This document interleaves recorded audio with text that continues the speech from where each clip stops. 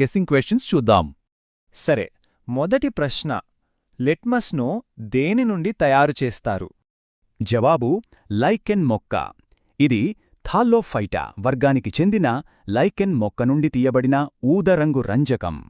ఇక రెండవ ప్రశ్న, లోహ ఆక్సైడ్లు ఏ స్వభావం కలిగి ఉంటాయి?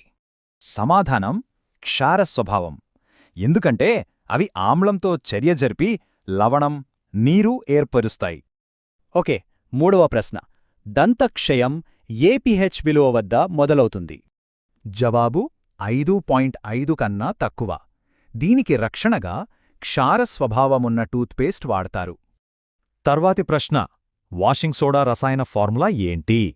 సమాధానం Na2CO3.10H2O.